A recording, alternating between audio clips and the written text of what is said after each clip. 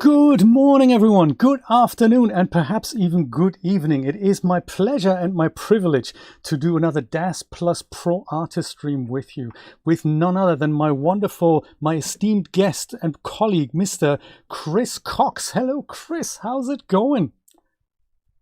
Chris? Hey Jay, how are you doing? Awesome, you're there. I'm here. Yes. When you got up and got coffee, I was thinking, oh, I hope Chris is going to be back in Of, time. I was just of, a little of bit course, nervous. I timed coffee for just a couple of minutes before going live. That is perfect. I love it. Super nice to have you, and also wonderful to see so many people, so many familiar faces in the audience. There's Camilla, there's of course Nate and Julia and Brian. Those are my moderators today. And then there is X201, and there's the Biscuits, and there's also, well, Mr. Chris Cox is also in the chat, which is wonderful, and so many other people who are not in the chat. Wonderful to see you. Thank you so much for joining us. And also, yes, it is not Eurovision tonight. It can't be Eurovision every night. That's true. Every weekend, that is.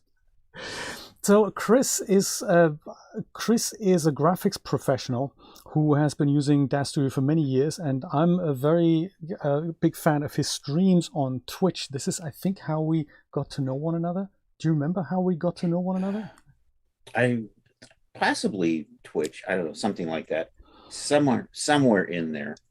It's cool because it's kind of, you were doing your thing, I was doing my thing, and somehow we're together. Right. And today we're on this co-branding thing. I'm drinking coffee from the official Chris Cox coffee mug, which is awesome. Well, There we go. That's a two-way street. Isn't that amazing? We hadn't planned this. We just No. showed up, and this is what happened. So this is kind of cool. That's how professional we are. We already know that we have to have each other's mug without even having to coordinate on it. I swear this was not planned or anything. It's just very cool. We like doing this. So I've been watching Chris's streams, and Chris is a graphics professional who uses Blender as well as Marvelous Designer, or Claw rather, these days, but previously Marvelous Designer, and of course Daz Studio, big Daz Studio aficionado. Tell me a little bit about how your affectionate journey with Daz Studio began. Well, I mean, like maybe a lot of people, I started with Poser back around 2001. But then, of course, when Poser 5 almost didn't come out, I think that's in the real panic through Daz. They developed Daz Studio, and it's sometime, kind of going back and forth between Poser and Daz Studio. But, Daz Studio had the content. Their Victoria figures and their Michael figures. And as they had that divergence, the Daz content kind of pulled me over into Daz Studio. So that's how I ended up more or less playing with Daz Studio these days. When you mentioned Poser 5, I mean, that goes back way. I remember I picked up Poser 7, and that would have been 2006, something like that. So it must have been before that. Poser 5 was like 3 or 4, somewhere in there, and the company almost went over at that time. They went through so many many owners. There was Zygote. No, Zygote, that used to be the people who are now Daz, right? That used to be Zygote, I think.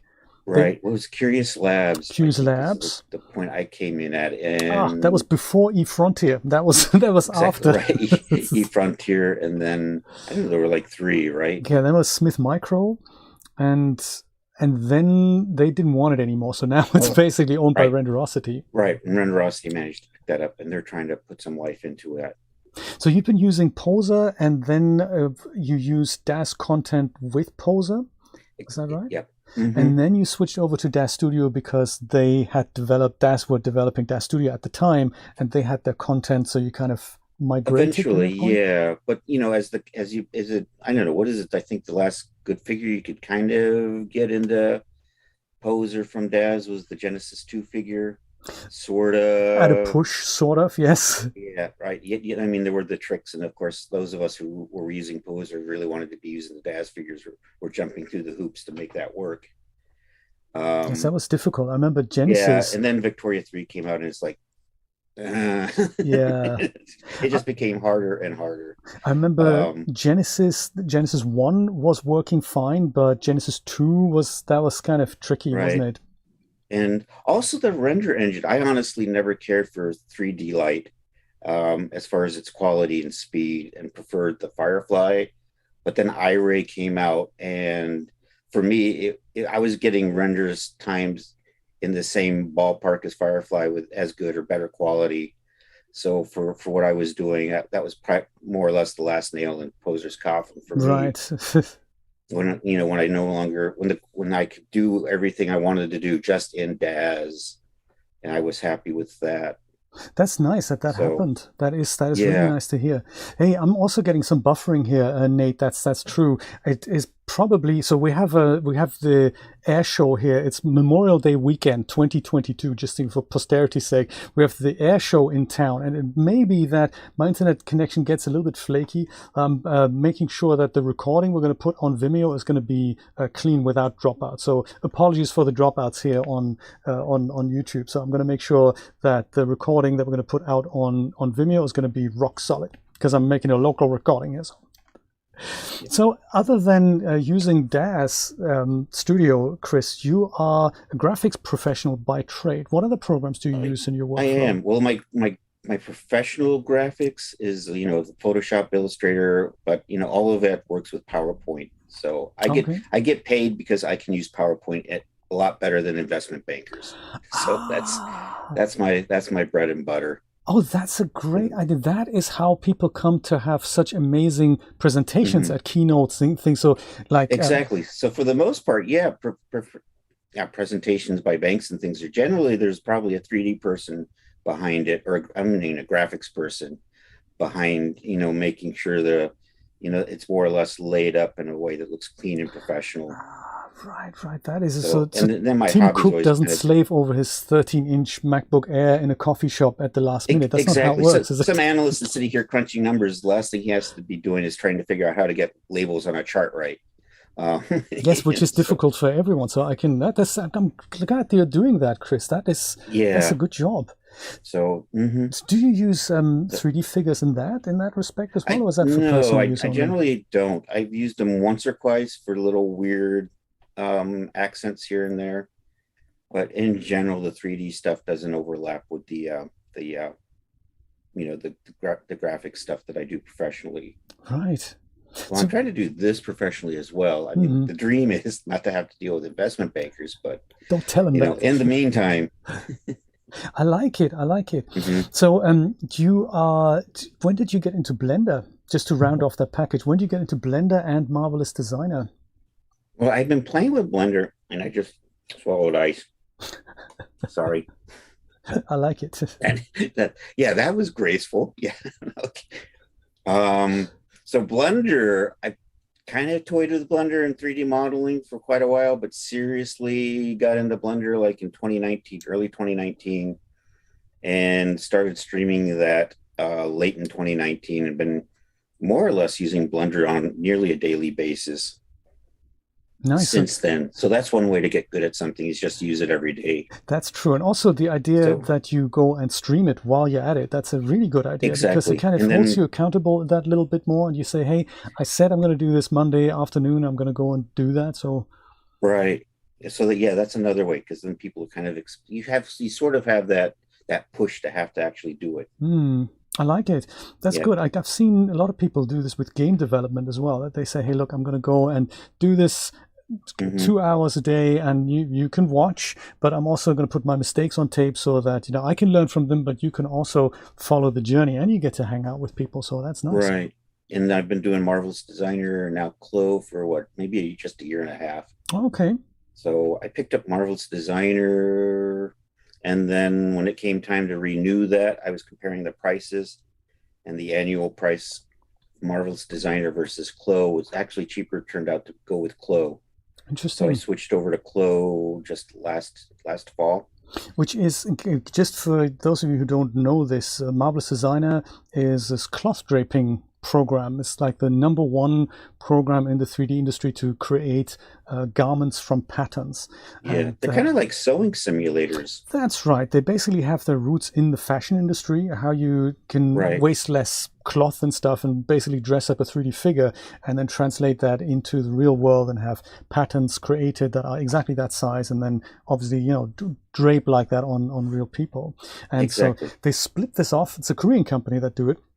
aptly named Clo 3D, and they started in the fashion industry, but they split the software out into one that's called Marvelous Designer, which is for the 3D folk, for us like game developers, content creators, and then Clo 3D, which is the one for real fashion designers. So you have things like it has all these real life garment measurements in there, and you can export it to basically a garment cutter and all that. We don't really need that, but the code base is like 90% identical. So there we go. Right. Yeah. I mean, if you know Marvelous Designer, you basically know Clo for the most part. Like you said, there are features in Marvelous Designer geared towards the 3D industry that aren't in Clo, and features in Clo that are more geared for the apparel industry and what they do. Apparel industry, that's the word. So, but the thing is, I get this question a lot, like, well, if I have Marvelous Designer, why would I have to bother with dForce inside Daz Studio, that's what we're going to be doing today.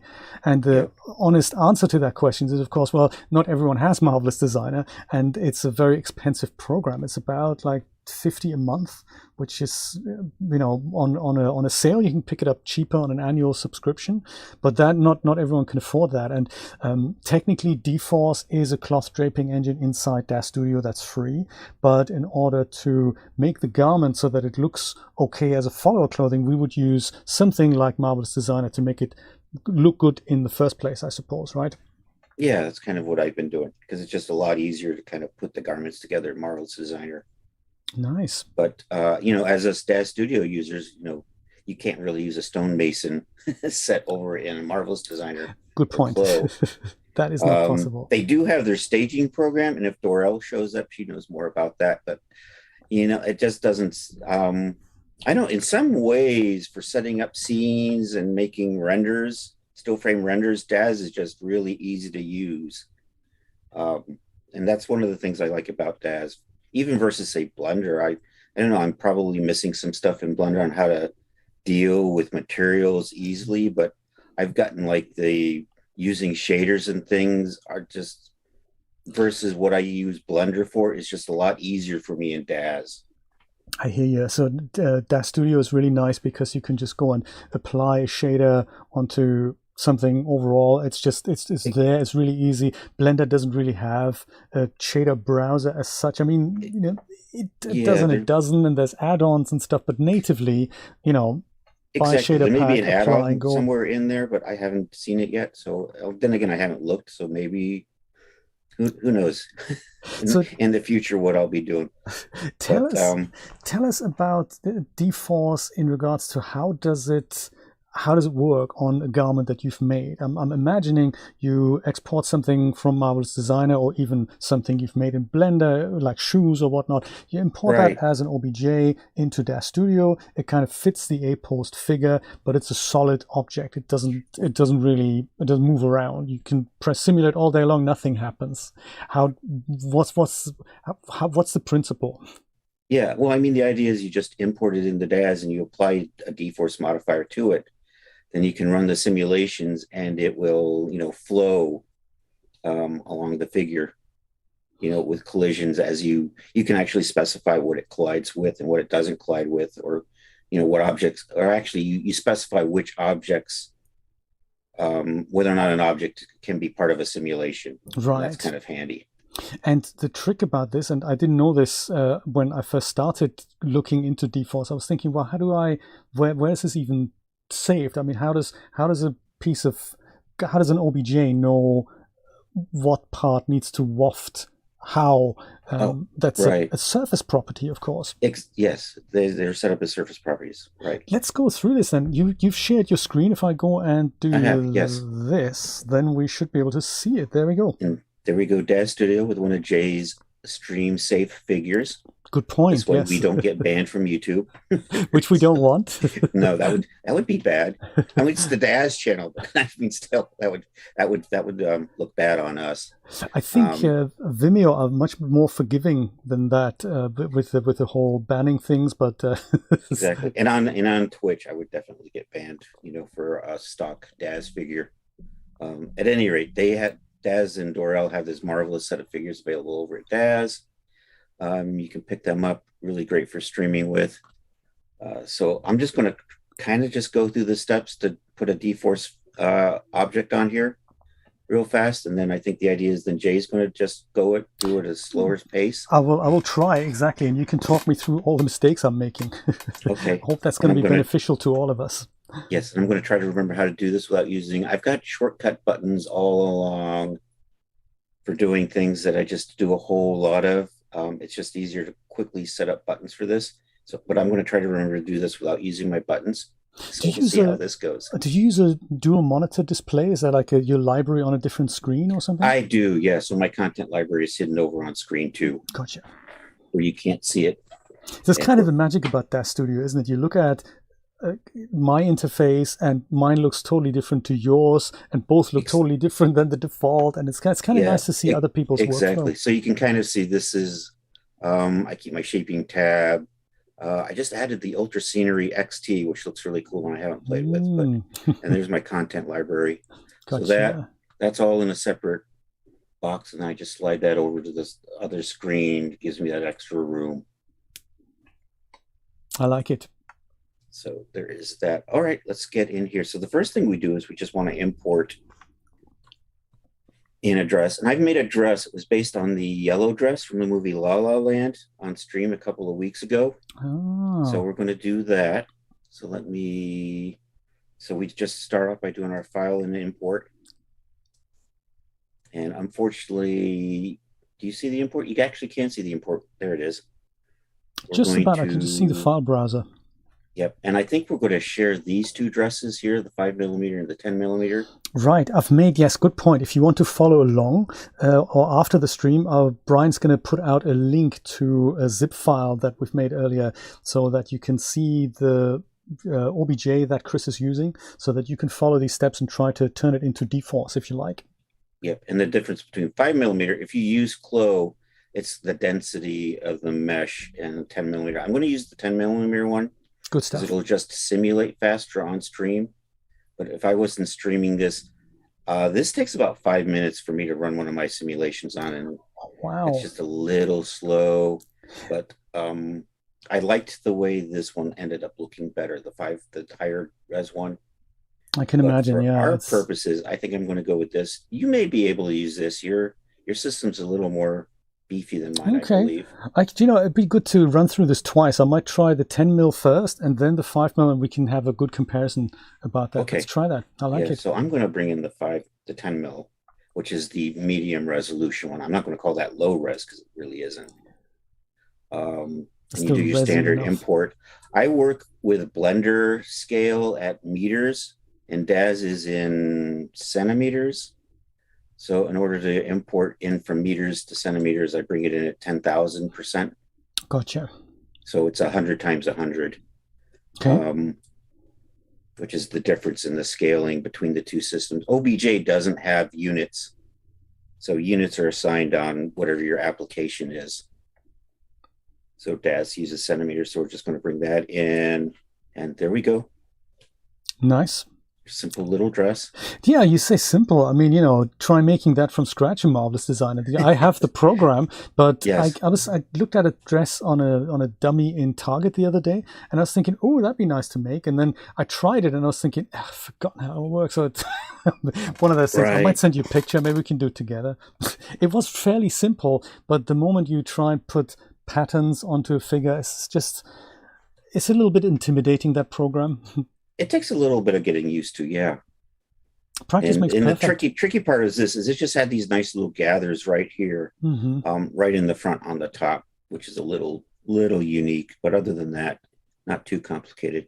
So we have this in. I think our first thing to do is use the transfer tool to just make a regular conforming figure out of this. Not that we're going to worry about it conforming too much, but that's the basis of your dynamic clothing. So we're over here in my scene tab. I'm going to select. Actually, you don't need to worry about what you have selected here. Good point. Yes, you don't.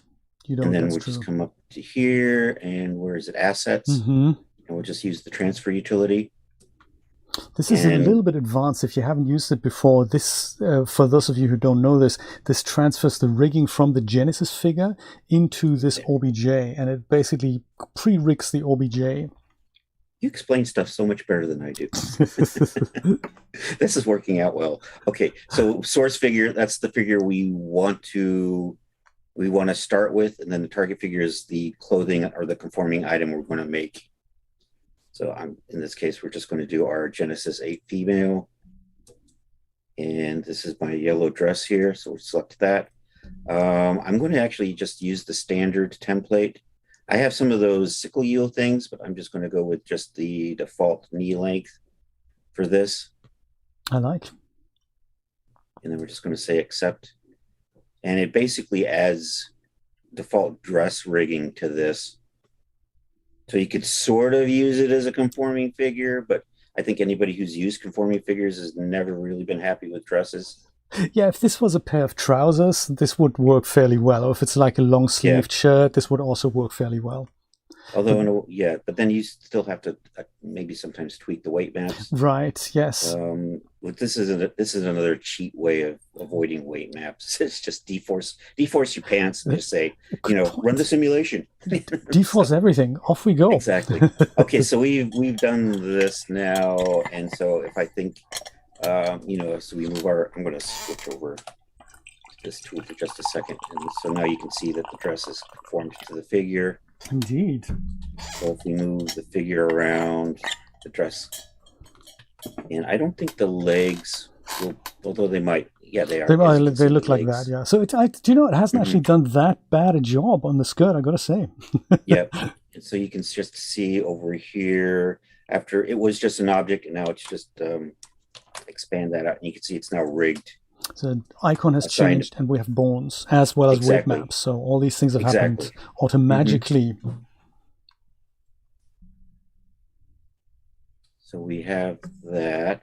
Camilla says the zip worked fine, so that's really good. Good to hear. Oh, that's good. All right. So next thing, we're really not worrying too much about how it works as a conformer. For the most part, we're going to make this into a dForce item. So the next thing is I'm going to select this. There's a simulation settings. I'm not sure where yours will be, but mine is over here. So we have this. And we're just going to come up here. Oh, I can actually zoom in there. Let's do that. Haha, there we go. Okay. Magicness. Yep. So I'm just going to come up here to the little simulation settings, the little hamburger. Come over here to dForce, and we're going to add this here, add dForce modifier dynamic surface. Cool. Yours will not have this icon. That's just a custom icon I added so that I can add it to my sidebars. Gotcha. So if you're looking at this going, where's that little weird DF? You probably don't have that because that's just for me. So we're just that. Now it's dForced. That's too easy, Chris. That can't be everything. There has to be more to it. We are going to make adjustments, but that's the basic of it. I'm going to bring up the timeline. I don't like just dForcing in place. I'm going to show you my simulation settings. So mine, I don't like starting from a memorized pose. I usually like to just run an animation to do my dForcing. That's works best for me. So I don't do the start bones from memorized pose. I do like to use, I think the default is current frame. I like to use animate timeline. So if you just did current frame, it would just, whatever your pose was, it would kind of animate, kind of run a simulation animation, but just only in one frame, and you can't do anything with that. It's literally from the A pose. So if you were to dial in a pose now and you use the default settings, it would just go from the A pose and then morph over 30 frames into the pose that you've dialed in. And that, something like that. If it's a standing pose, it might work, but very often if it's a sitting pose or if it's something more intricate than that, then that's gonna cause issues. So yeah, good idea to use the timeline. And okay, so what's the next thing? So I can ignore. I'm not sure. Honestly, if I haven't had to change any of this stuff, I'm not sure what it does. I have just realized this week, this is pretty handy. If you're using a higher resolution over the base, you kind of want to set that to be your viewport. resolution. Otherwise, Oh, it will just use the base resolution irregardless of what you have the mesh set to. oh, I didn't even know that the setting was there. That's interesting. Yeah, So viewport means however the figure looks in the viewport, that's how they exactly. So if we collide. come here to our Genesis figure, check our mesh resolution. So because it's your figure is set to the base, can Oh, we change? Am I got the right thing selected? There we go. yeah, It's okay. high The high resolution, res now, but I perfect, yeah. still exactly high resolution. So it currently will simulate here at whatever you have this subdivision level set. Gotcha, gotcha. So if it's high res, usually the viewport is level 1 and then the render is often level 2. On the Right. Genesis 8.1 figures, often the subdiv level is 2 in the viewport and 3 for the render, but you can adjust that as you see fit. So now it doesn't calculate against the base res anymore. It calculates for whatever we see in the viewport. Exactly. Ah, I like Right. it. So I mean, I imagine that of course will impact your simulation time. Hmm. So if you're having issues with that, bring it down. But I've been running that and I've been getting weird. I'm not happy with how it smooths when it happens, so I've been kicking that up a little. Cool. Hey, I'm going thanks to for the start tip. with one and we're That's going to see already how that looks. big eye opener. I didn't know that. Yeah, I didn't know that till this week, and I'm trying as I was troubleshooting um, with that higher resolution mesh, it became more apparent. Right. This you could just choose one of these. I mean, if your processor and your simulation speeds are fast enough, I would just say go with best. And so those are the settings I typically run with, and that runs against, if you do your simulation, it just runs against your timeline. Whatever you have set up to run down here is basically how the simulation will run. So sometimes 30 frames, which is the default, both in the timeline as well as the current Mm-hmm. frame. 30 frames is not always enough. I mean, it'll work, but Right. sometimes to really let the cloth settle down, try something like 90, even 120 sometimes, and then at least Exactly. even if after frame 60 nothing much changes, you'll see that the cloth kind of settles down, and that's really much like a render. You let it render a bit longer, and then you really see the quality go up. Right. So I'm actually going to set mine to 60. 60, a good idea. Yep. And then if I make any pose changes, I do that here at 30. And then, you give it this extra room to settle out if it needs to. So we like doing that. And that was on the So, bottom left there, right? On the yep. So timeline that's total. exactly. And I got to remember to do something. I touched my camera again. I'm always touching the damn camera. I got to remember Dang. a way to just have my camera not change when we get over here. Which reminds me, I'm going to come back here. I'm going to just take my default camera. I'm going to memorize that before I forget. And I'm going to just alter that just a little bit. Thankfully, it wasn't a crucial setup. It's just annoying. I know what you mean. Right. Parameters. Got my camera. I'm just going to do this and memorize selected item. That way, when I screw my camera up, I can just reset it back. Everyone has little workarounds like that. Yep. So now I'm just going to run this, and it's not going to look great, but you'll get a feel for how it goes. Did you actually put a pose in now? No, you didn't. It's yet. just okay, cool. No. So I'm just going to run this without a pose, just so we can see. So we're back in the simulation setup. There is a simulate up here at the top. You run that. I also have a button on the side, so I don't have to keep going to the simulation tab. Right. So and then it should do its thing, and you can start to see. There we go. It just goes. Exactly. And that's just the default settings, and you can kind of see how those nice little gathers just kind of fall out.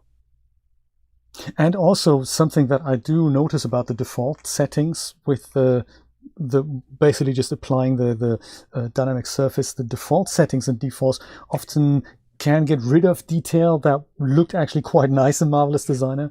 Mm-hmm. It kind of melts away. So sometimes, but that's not dForce's fault. That's basically the settings on the surface that need to be tweaked there. So I'm hoping we're going to look into that as well. Yeah, and as you can see, it's long since settled. So we're just going to cancel that. No sense in sitting here while it runs another. Yeah, I'll just save real quick because Brian is insisting. Thank you, Brian, for reminding us. I like X201 reckons that Blender has, or no, actually Jeremy says that it has a random button location algorithm in there. I think that is correct. I found that sounds before. about right. I think that yes. Blender does that. Yeah, absolutely. Just go open it up and oh, actually my palettes are in all the wrong places. It's true. Yeah. Functionality also changes behavior magically. So and everybody insists on just putting buttons someplace else. I like that sometimes you have menus twice. You've got like the edit menu, not once but twice, because it's so good. You gotta have more than one edit menu. That's right, because nobody can find it in one spot. Okay, so we've done this, and we can see it's not. So I'm going to tweak this to work better. One of the things I'm going to do is I'm going to freeze the waistband right in place so it doesn't move at all. Is that a material zone, the waistband? That it is. I have set this up in multiple material zones. We'll just take a quick look. Again, very, very intricate stuff. So if some of this is over your head, don't worry about it. Just let us know, and we'll explain these things. Yep. And my brain stopped for a second, but I'm just remembering there was a recommendation that you always clear your simulations. It should clear every time you rerun it, but I'm just going to hit clear again to reset it. I think somebody, Richard Hazeltine, yes, had recommended that in the Daz forums. Somebody had mentioned it to me. So we're just going to take a quick look. So like you said, all the dForce settings are over here in the Surface tab. And you can see my address. It still has those garbage. One of the things that I love, notice the air quotes, that I love about Marvelous Designer is it always adds this crap to the end of these material names. It likes doing that. Yeah, I mean, you can edit those out over here in the geometry editor. Oh, there we go. Just come down here to the surfaces and just change all that. I'm not going to do that today, but that's just, get rid of that. It drives me mildly insane. I suppose if you had this dress for distribution on your store, then you would clean this all up. But for an exercise like this, had I had the foresight, I would have cleaned it up before sharing the object. But it's a practice object. Everybody can now see. So everybody can now practice how to clean up your surface names. I like it. that was the plan. That's the plan. The homework as well. Yes. So as you can see, I have all these different material zones set up, and as we go through here, and actually, let's just change the colors on these so you can kind of see how they. So I have actually 3 different hems. Not that you need them, but you can kind of make the dress a little bit shorter just by hiding the hems. Oh, that's nice. And then that's another good script idea. Randomize colors in Daz Studio. Be an idea. Yeah. Anyone who uses Scripter, please go and make it, because I think Blender has that you can say just so that you can visualize the material zones on an object. That would be really helpful to have. Just run that and go boom. Probably exists already. Yep. So I have these 3 hems, and then I have the main skirt. There's the sleeves, get their own separate material. And this way you can apply different properties to different parts also. And the big idea is something like the waist. We can come down here, and I like to have the waist not be dynamic, so we can just scroll down to the dynamic strength and just crank that to 0. Oh, that's how you do that. Yep. And now the waist won't move at all. Right. And additionally, I have sleeve trims located somewhere right here at the top. So those I would probably set to not be dynamic as well, to kind of hold everything into shape. Right. And there's like certain zones that are typically bad, like the chest. Right. Yes. So the chest you kind of want to have be dynamic. The skirt you kind of want to have be dynamic. These sleeves are kind of loose and flouncy. So they would be dynamic. However, holding them in place and not letting stuff stretch around, I can just take this and, set that to be not dynamic, and that'll hold in place. That's actually really simple. And what I like also is that you don't just switch the simulation properties off in that case. So you can just go do this off button at the top. You just go visible in simulation, you switch that off, and then this surface is no longer participating in dForce at all. Yeah. But Well, it's still if you part of the find, simulation. if you It's find just not dynamic. right, I was just thinking 0 is essentially the same idea, but if you wanted it to be a little bit dynamic, you can just dial that in. That's actually really Right. nice. So rather than have And it, I see a lot of people will kind of dial in the dynamics at around 0.8 or 0.9. So it stays a little stiffer, but it's still mostly dynamic. See, this is another cool tip. So rather than knowing exactly what's warp and weft and all these kinds of properties that I find a little scary to memorize and remember, this is actually really easy to just go, I'll just dial the strength down, and then it melts less. You know, if you wanted to have it a little bit more intact, that's a clever tip. Right. And I also have, what is the other, here I have a little trim that runs right along the top there. Oh, Anita says this script does exist for PAs. Thank you so much for letting me know, Anita. That's great. I'll go digging. Okay. Oops. Apparently I screwed up that assignment. Oh, well. Well, you could also do that with the geometry editor if you like. Exactly. We could reassign those back. So, and I'm just going to turn that to, what was I doing? Settings like dynamic strengths. One of the things, if you just use the default settings, often you may get explosions. I'm going to get to my brain stop. My brain is stopping again. It does that a lot. It does, doesn't it? Streamer brain. That's what it is. You deal with so many things at the same time. It's not easy. Exactly. So the default settings, often if you're working with just the straight up default settings and stuff explodes, the thing that will fix it like 90% of the time is just to alter the bend stiffness. Bend stiffness, okay.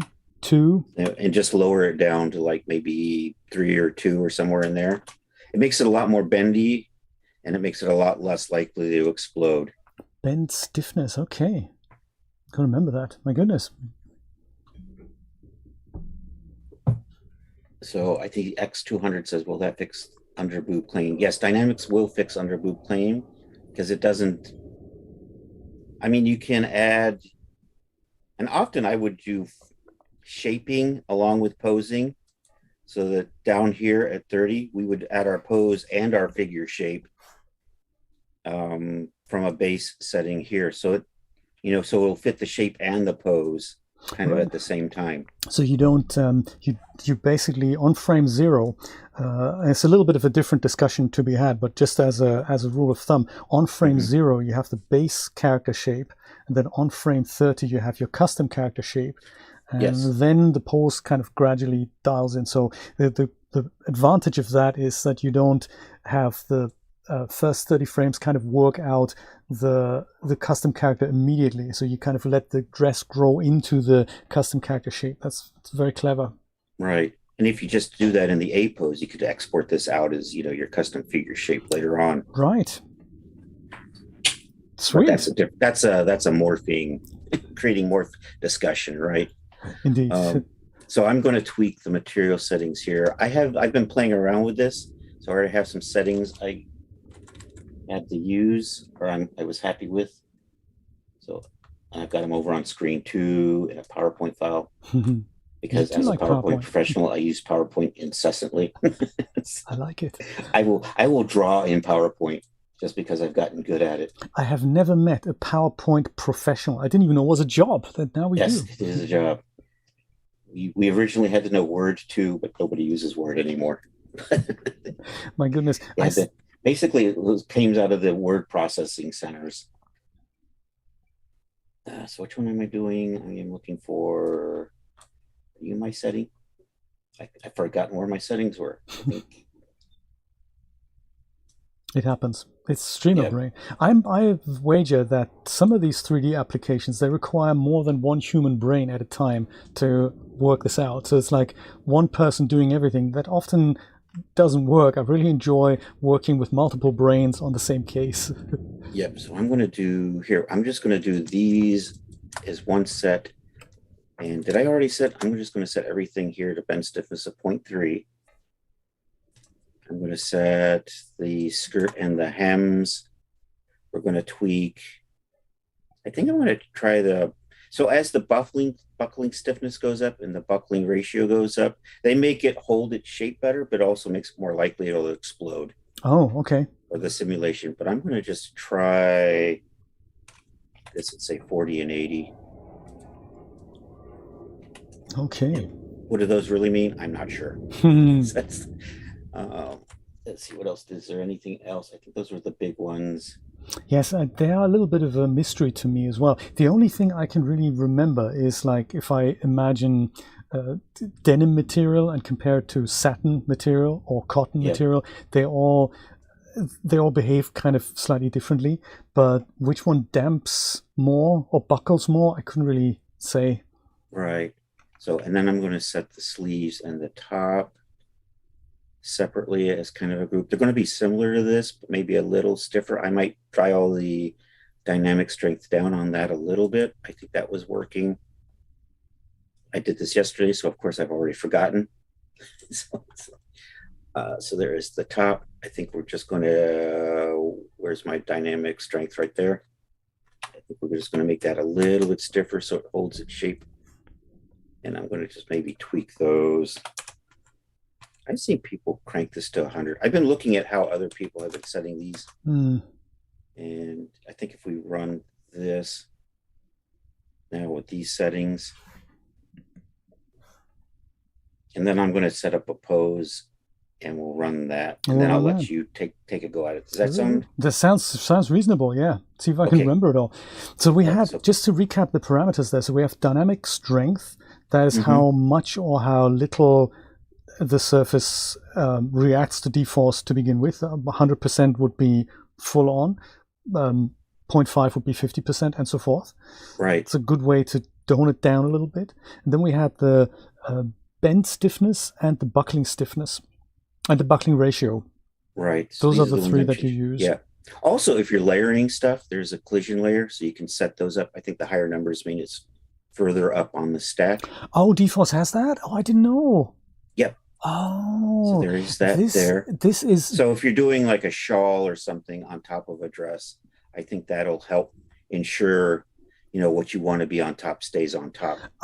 So like in Marvelous Designer, we have a similar principle of layers, and there it's important that if you had something like 2 or 3 layers build up clothing, then you want Marvelous Designer to know, well, simulate this first and then simulate the thing on the outside, and it doesn't really know unless you tell it this is layer 1, this is layer 2. I didn't know we had that in dForce as well. Exactly, yes. And of course, visible in simulation means it is part of the simulation. Otherwise, it's just not part of the simulation. So if I took the waistband out, this is just liable to fall right through it. It just doesn't see it anymore. Gotcha. We don't want that. So if you're using hairs, and you know how hairs will often just go down the chest and things, you may want to just make those not visible in a simulation. Save yourself because that can. If it's sitting too close to the skin or something, it can interfere with your dForce. And often you just don't care with the hairs. And if you got a bunch of stuff in a scene, you don't really need to interfere with your dForce, just make them not visible. And I would imagine that should make the simulation run a little bit faster because it won't even check if it's near or if it's colliding with something. Right. So if you're having issues with, say, fingers, possibly just go in there, and you can do that over here on the parameters tab as well under display for objects, or you can just do it for surfaces. Or just make them invisible in the scene tab during the simulation. That's another option. Yeah, that's another thing. Yes, if it's not visible in the scene, it doesn't participate. Right. There's another good idea. There's so many ways to get to the goal, really, in 3D, isn't there? There's no one right or wrong approach. There's whatever works at a particular moment in time. Okay, so I'm going to run this. Then there's I think we already talked about the dynamic strength. Density, I think, is supposed to be related to real world density, but I honestly haven't played with that yet. Density. If you're familiar with cloth densities, grams per square meters and things. Oh, I see, like how heavy probably it is. Means something to you. 180 the expansion ratios are kind of handy. Actually, for the top, I'm going to tighten that up a little bit now that I remember. Okay. So there's an expansion ratio, and actually, either makes the cloth just expand or get a little bit tighter. In this case, I'm just going to make that top a little bit tighter. Otherwise, it has a tendency of just drooping a little more than I kind of like. Right. So I'm just going to set that to like 97. So Okay, it just tightens up just a skosh. I'm going to actually, let me just set that to 100 to begin with. Let's do that and then simulate, and we'll see what it looks like. Yep, and I'm just going to run this simulation in the A pose right now so we can kind of see. And Chris moved his camera again. Chris needs to lock his camera. Did you know you can do that? Yeah, I always forget how to do that. I guess I could just use the lock or something. Yeah. But I keep wanting to move it. Yeah. I don't want to just have it locked. And sometimes you have to when you select. I want to have it locked everywhere but frame. I want to have it so when I move it, it's the same all the way across the timeline. That's what I really want. So anyhow, I'm just going to take that, reset that. Did I just reset it? I don't think I did. Restore. Jeremy spotted some of the Top Gun planes going up and down our window. Yeah, that's that's the Hyundai Air Show, the Air and Sea Show that is currently in progress. I'm glad they've waited with their loud planes until we're on air. That's kind of considerate, isn't it? Okay, so here's our settings, and we're simulating. My camera didn't get reset. Never mind. You can kind of see how it's fallen. So the waistband isn't moving. You can see how that's holding everything kind of in place. There's a neat trick, because the other thing that we might want to just address is this mysterious rigid follow node. That is another thing that you could use if a portion of the dress has something like a rigid thing, like think of a belt buckle or a brooch that's modeled into the dress, or a bunch of buttons. Yep. You don't want those to melt away and distort because they're supposed to stay rigid. And those are things you could set up as rigid follow nodes, I suppose, right? Yeah, things like buttons and zippers and things. Yes, exactly. So that would mean they wouldn't be part of the OBJ that you bring in, right? They'd be like a separate object you have first? to bring those in as separate objects and then attach them. So yeah, basically you bring them in as a separate object and you kind of attach them to faces on here. And as that face moves, that object goes with that face. Right. So if I had something here and the underlying, this face would move during the simulation, it would do this, but the object that's attached to it would stay rigid. That's how that works, isn't it? Exactly. That's clever. It's a clever thing. Yeah, if we have time, we can do that real quick. Do you know, why not? So I think I am going to tweak my front a little bit, maybe try to do, and I'm probably going to have to adjust these later on after I pose it. And what did I say I wanted to do? The expansion thing, right? Yes. Yes. It's coming back to me. That was just a couple minutes ago.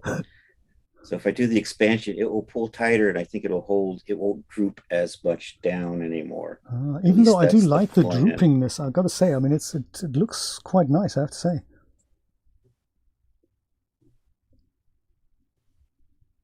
Simulating again. Yep. Still kind of falling out, but it's not drooping over the waistband as much anymore. And that was how did you do that now? That was the expansion ratio. The expansion ratio.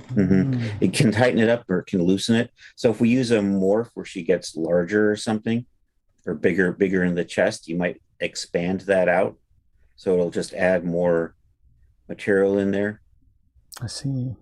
So we may do that as well. I think I'm going to put a shape and a pose here at 30. Run that real quick. Yes, let's do that. Yeah. So custom shape, custom character, as well as just a regular standing pose, so we don't make it too difficult. Chris, what are your computer specs? That's another interesting question that we all want to know. That's a good question. I don't. Here, hold on. I got to bring up screen 2.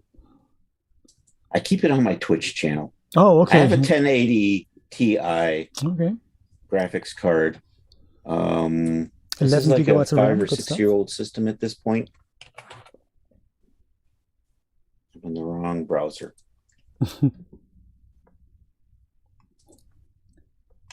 Droopingness. Is that in the dictionary X201? Let us know.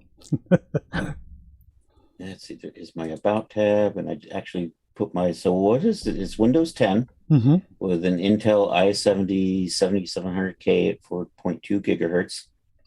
I do have 64 gigabytes of RAM in there. That's good. It's decent. So, yep, we have the two monitors. There's the 24 inch. I think that's a 27 inch. I must replace that on one side. And then I got a 32-inch monitor right in front of me. I've got my Logitech 930E, handy little camera. Nice camera. Has built-in mics, but I don't use those. Instead, I use a little Blue Yeti Nano. And then there is my Sennheiser HD 280 Pros. Oh, nice. So that's my streaming gear. That's your setup. Okay. Yep. So that seems to work.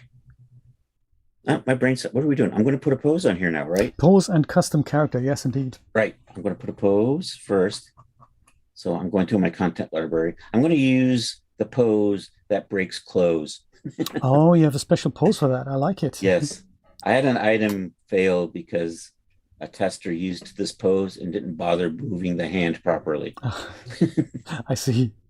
So there are things with poses that you should do in order for them not to break clothes. We'll explain that real quick. Where's my people, SSH, female poses. And this is the base poses. Everybody should have these poses. I'm going to come here to frame 30. We're going to apply the pose to the figure here. Those are the ones that came with the Genesis starter essentials, right? It should be with your starter's essentials. So this pose here. Oh, that one, that's a tricky one, yeah, because she's kind of half sitting down. Yeah, I can see that that's tricky for... The where the knees collapse, that will cause stiffer items to explode. I'm just moving my camera a little. Just going to put you up. I'm going to put a ground plane in here. Create new primitive. Create will work, yeah. And I'm just going to drop a plane in here at 5 meters just to make sure it kind of covers the area we want. So the thing with this pose, if we kind of back up, if we kind of just step through here, you can kind of see how that right hand comes through the right thigh there. The most simulations, most clothing items will not like that. A recipe for disaster, we call it. Exactly. So basically, in order to just, and this is the reason why I like to use the animation timeline, is I can fix that. If you just do it from a current frame, you really don't have any way to fix that. I'm sorry, chat. I really haven't paid attention to chat at all. That's today. Okay. I'm keeping half an eye. Currently, no big questions, which is nice. So, yeah. So we're just going to take that, and we're just going to move it to sort of an intermediate position, so that it doesn't end up clipping through that thigh. So that'll help things out. So I'm just going to move this towards the front. Do I want it? Yep. I think if we just move it towards the front, it'll come out to the front and then drop down. Put itself down. Yeah. Exactly. So yeah, because the thing is, at the end of the pose, the hand isn't the problem. It's during the simulation when that happens. That's when just the interpolation kind of upsets dForce, and that's what we're trying to avoid. So that's what we're avoiding here. We still get where you may get stuff trapped here. I mean, you're not going to avoid that with a pose like this. So we're just going to hope that our bend stiffness is low enough. Fingers crossed. Keep it from exploding. So I have that set up. I'm going to apply a shape to her as well. Oh, yes, the shape, indeed. So then the character goes from the A pose to the pose, but also then kind of grows into the custom character at the same time. Yep. And what I'm going to do here, I'm going to remember, is this memorized? I think that is memorized. I'm going to have to reset that, I think. So let's add... I'm just going to put a pear shape on her. Pear's Actually, good, I'm just going to make the chest bigger. Oh, that's a good test too. I think we'll just make the chest bigger. Everybody likes the bigger chest. It's Probably one of Daz's best-selling products. I think I had a comment once that said, "I must know where the breast slider is. Please tell me, where is it? I must know." I must. I think I may have ignored that comment. The fate of the universe depends on this. It's the only thing that we need to know, exactly. Yeah, I'm going to tweak her shape a little bit. I'm going to add a little bit of voluptuousness to her. Yeah, so we'll make her a little bit bigger. That might be an issue with her left arm as well, I suppose. That could be. So we may have to just make some minor adjustments to that pose just put that down a little bit. And then we may need to make some tweaks again in here. So if I come back here, oh good, she's in her default position and default shape. We come over here. She gets the shape we want her to be in the pose we want her to be in. So I think we're just going to move the arm a little bit. I'm going to switch over to a different camera for a second while I work. And there's a Control F, zooms me into the selected. And I'm going to just, it's easier for me to work with. I'm just going to pin that. Oh, pinning. Okay. Also possible. And then I'm just going to drag it.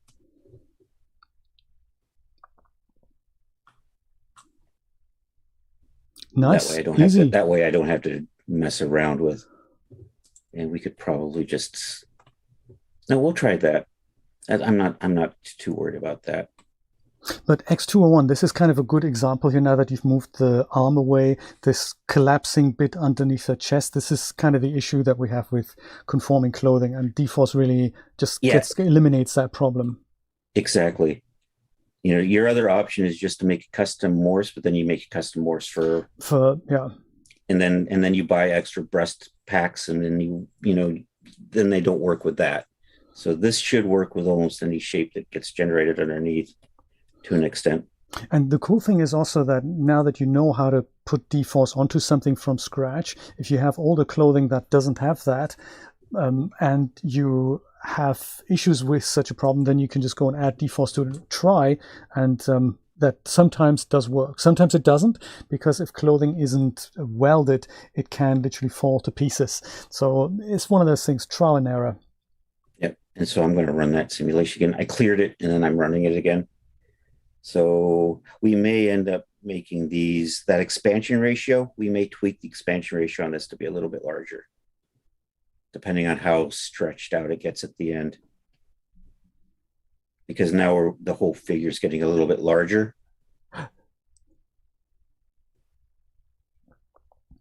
There's always a thing with dForce when the calculation appears to grind to a halt. You think, explosion might be imminent. Yes, that's always a sign. If it's going along at a nice pace, and then all of a sudden it just stops there. Yeah, exactly. That's a sign. So far, I seem to have gotten a little bit of. I may have to tweak the positioning there. It seems to have pushed this cloth into the breast there, but I also don't have a smoothing modifier on this dress yet. Okay, that might also. So we may add that. I forgot to do that. So anyhow, it successfully got to the posed frame without exploding. To the crucial part, yeah. Exactly. So generally, if it's going to explode, it will do that. Although occasionally I have had it explode just shortly after, but usually if you get past your pose frame, you're pretty good. Good, I like it. Let's hope not, Patrick, huh? Yes. Yeah, I'd like to see how this performs with a smoothing modifier on top of that. That would be interesting to see. Because that and then also the push modifier, those are really two exciting little, I'd say Swiss Army knives in your toolbox if you're bringing in custom clothing. Yeah, so that's looking good. I'm just going to go ahead and cancel that before it runs out to the end. And when you cancel a simulation, it just keeps everything that you've already done, which is kind of nice. And when you save this as a scene or even as a sub-scene, then anything that's been calculated up to that point stays in place, right? Right. Good. Okay, so I'm going to, let's just throw the smoothing modifier on the dress as it is right now. Yes. So come over here into the scene tab, select our dress. Over here to edit. Oh, you did it from there. Interesting. Add smoothing modifier.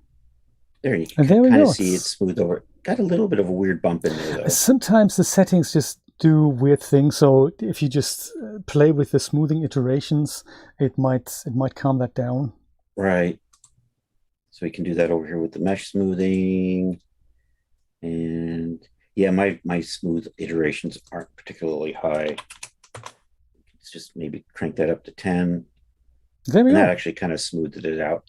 And as you can see before, where we were looking at that weird, where it was creeping up under the breast or whatever, that's much smoother. Still pretty tight, but we could alleviate that by maybe adding a bit more to the expansion on that. Do you know, also the other thing I'd like to see is what happens if you add a subdivision surface modifier to it to make it a bit, Right. That's another thing I have forgotten. So I do like to do that, though, so we can convert. So to do that, so right now it just has a base resolution, but we can give it more resolution with the edit geometry and convert to sub D. That takes us, there we go, boom. We get a little bit of poke through. That's where your expansion can come in. Right, so this is now that other Swiss Army knife where we just do a little bit of a push modifier. And once again, it's edit geometry and add push modifier. I almost always change that to just be expand. It just works. And maybe without the cap lock on.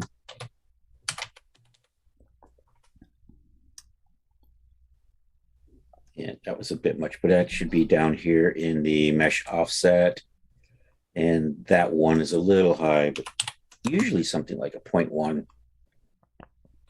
Yeah, just to get that extra little bit there.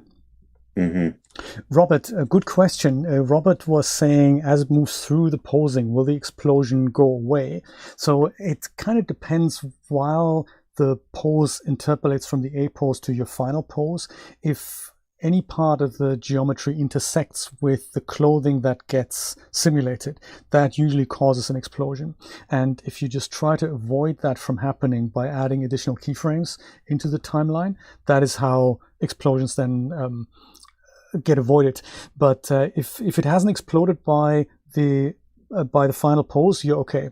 But if it does do that, consider just seeing where the explosion happens, what geometry intersects with what, and then just try and avoid that. Like, if the arm goes from here through the shirt, you just go and make sure that that arm doesn't do that, then on the final frame it's where it needs to be, but while it moves through, you just try to avoid that or dial it out with an additional keyframe. Okay, so I'm just going to do this once more. I'm just going to expand the top out a bit. Okay, that was, let me just have another look at that. That's the expansion ratio. Yes. And you're increasing that over 100%. So yeah, so we're going to 110. She's a full-bodied woman. So, and this will ask dForce to say, hey, be generous with how much the cloth can stretch. Yeah, you will see it in the first frame of the dForce. You'll watch it either shrink or grow. So if we'll just redo that. So if you keep an eye on this, let's reset. Let's keep an eye. And so I'm going to clear that. And then when we run the simulation, watch that first frame. It should balloon up a little bit. And watch it make me a liar now. It's the unpredictability of the demonstration effect, of course. Yep. So I think it loosened up a bit. I've seen it act more. You can see it's not stretching out these wrinkles like it was in the last one, though. So we've got a little bit more material in here. Many of these parameters are really dependent on the situation as well as a little bit of experimentation. This is where a lot of time goes down the drain for content creators who try to make this as easy as possible. So even though this seems really difficult to do, usually when you buy an item of clothing from the Daz store or from other marketplaces, those experiments will usually have been done by the creator, like Chris in this case. So for us as users, it's usually only a matter of time, a matter of making sure the post doesn't explode and just go simulate, right? Yes. Yes, I'm totally paying attention, Jake. Oh, I'm going to stop this. You know, we're going to tweak this arm so it doesn't hit that breast as much. Sorry about that. Let's clear. So let's just run this. Let me switch back over to the default camera. And I'm going to just kind of set this up so it doesn't, because we could see last time it was hitting that and it was deforming that a little bit. Right, yeah. So I'm just going to kind of maybe in here. And there you can see where we posed the arm previously. So maybe come back to here. That's exactly what I meant. Exactly. You just make sure during that whole moving into the final pose, you just avoid things intersecting. So Brian, if you could dig those links out, there's 3 that I'd like you to find, if you can, please. One is the dForce stream that we did for Daz, in the studio, the dForce stream. I think that was the thumbnail was with the roller girl. That might be helpful for Robert and to anyone else who's watching this who'd like to just find out more about dForce. That's okay, one. I think I'm liking that. The second is on Chris's channel. There's a video in which he explains his process of setting this up, how to simulate the dForce garment, not to put it on, but how to just deal with poses. Yes, that's this part. I've got to update my PDF for that. And then the third one is a video on my channel in which I'm explaining animations in principle, and it's kind of half an hour, 45 minutes. The one I made for Camilla, and in it I'm explaining the philosophy about putting keyframes in to make dForce look handsome. If you could put those 3 links in, that'd be great, Brian. Thank you.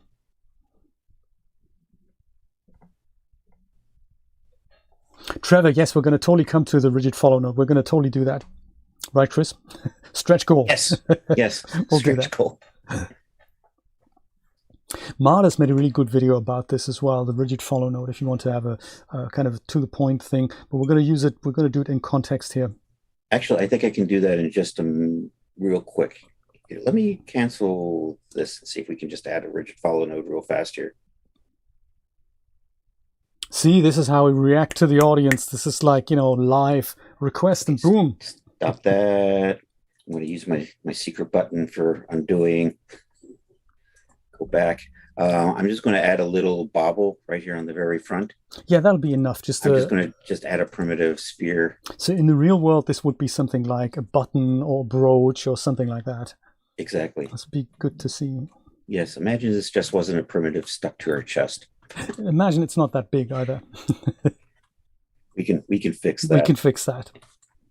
There's a tool for that somewhere over here. Let's just find it quickly. There we go. There awesome. We go. I'm going to do that. I'm going to just maybe flatten it out a little bit so we can kind of see the orientation on it. Oh yeah, good point. And I'm just going to position you like so. And we're just going to kind of put it right about there. So the point, just to reiterate that, of the rigid follow node is that we're going to tell this object that's going to be rigid, you're going to retain this shape, you're going to be smarty shape, and you're going to be attached to a face underneath it, like the dress, and the dress is going to have dForce. So while the dress can move and, fall down, the smarty thing is going to retain its shape. That's the point of a rigid follow node.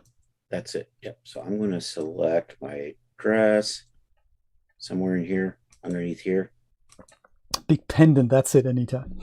There we go. There is the dress, 10 millimeter for the medium version. We are going to use the geometry tool for that. Geometry editor tool. So basically we will select a face on the dress, and then this kind of gets attached to that. Does it have to be one face, or can it be a group of faces? It doesn't have to be one face. But if you got more faces and they deform, it can be a little more unpredictable, I think, as to where your object kind of ends up. So you're saying the recommendation is pick one So I would try to pick one if you can. That's the way I do it. I've done this a few times, but needless to say, I'm not an expert. So what we do is we have our face selected. I'm going to right click, come down to geometry assignment, down to, am I in the right thing? There is create rigid follow node from Ah, there you selected. go. So that basically, and I'm just going to call you pendant, right? And you got there just by right-clicking, right? Yep. So I'm going to call that node pendant so I can identify that from something. I always use node just so I know my nodes for my objects. Right, right. So I'm going to assign that. And now you see it's created this little doohickey assigned there. That is your node. That is down here. Right, like here, indeed. Yeah, so different different symbol there, the little kind of eye, kind of steel bar icon. Right. I'm going to set that. I'm going to reset that to 0 because right now it's kind of, these I'm going to leave alone. These I'm going to change the rotations, and then I'm going to lock it when I get done so it doesn't move. So it itself will stay stuck to that point. So 0 those out so it has a nice clean orientation. Then I'm just going to, let's just go into edit mode here for a second. Grab all of these. I'm just going to lock all of that. I'm also going to just memorize it. I'm really locking this thing down. So let's lock it down. Because sometimes if it's not locked, it has a tendency of flipping around in unpredictable ways. Then I'm going to take my sphere. I'm going to memorize that just in case. And we take our sphere and we just parent that to the node. Interesting. So wherever this node goes now, this will stick to it. I like. So it's kind of interesting to understand the, what's the word I'm looking for? The anatomy of a rigid follow node. You have the node, which is that little steel bar icon that we see here. That is parented to the dress just to keep it clear. And that node is associated with a face on the dress. But that's just a node. Basically, that's an empty. Think of it as an empty. And then you drag in your object into that, and that is then how it'll follow. It's clever. Did my object just move for some reason? Of course it did. That's uncool. I know. Thank you for the link, Brian. That's nice. I select the sphere. Links even. Memorize that. Did I not memorize the sphere before? I could have sworn I just memorized this.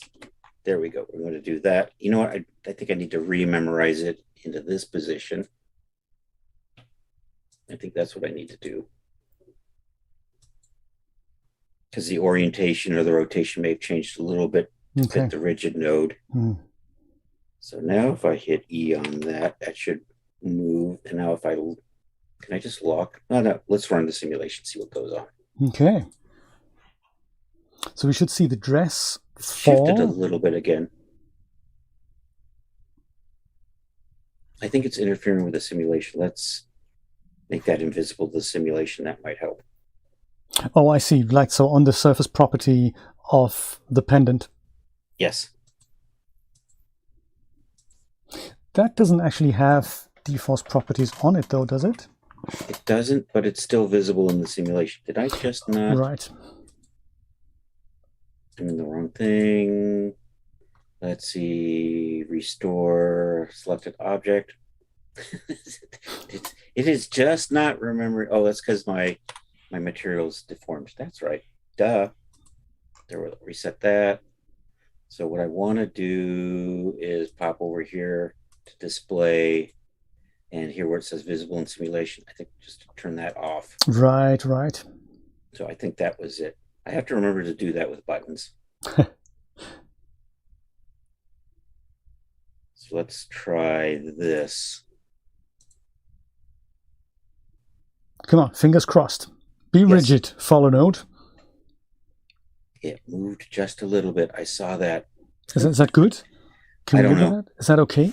The cloth, actually, I think the cloth moved a little. So if the cloth moves a little, the pendant should move a little.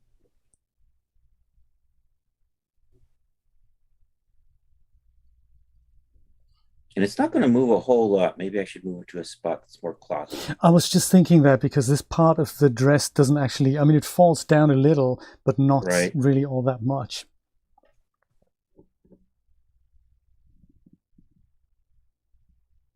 But anyhow, that's the basics of a rigid node. Hmm.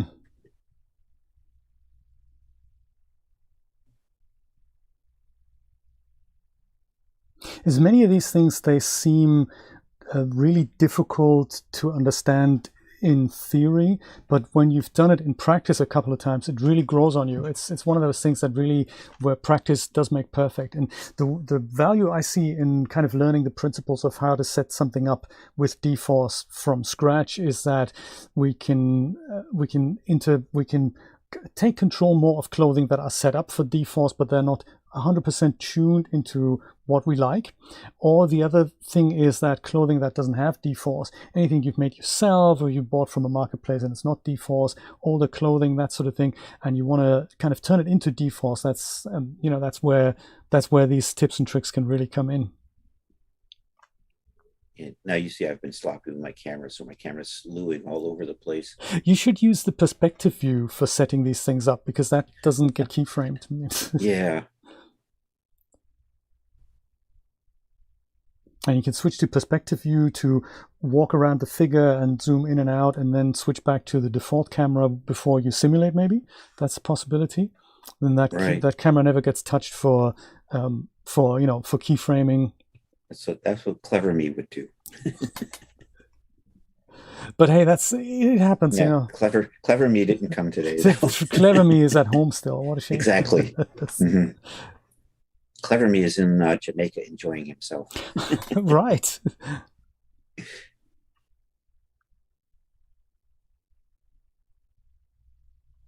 Well, there we go. It's certainly staying rigid. I like that. Yep. And nothing's exploding yet either, which is also very cool.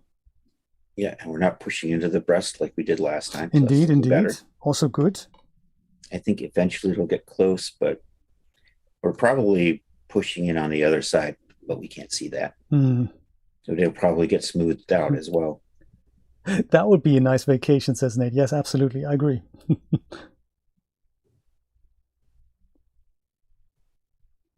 Also, good news. The planes in front of my house have stopped flying, so that's good. I do appreciate that.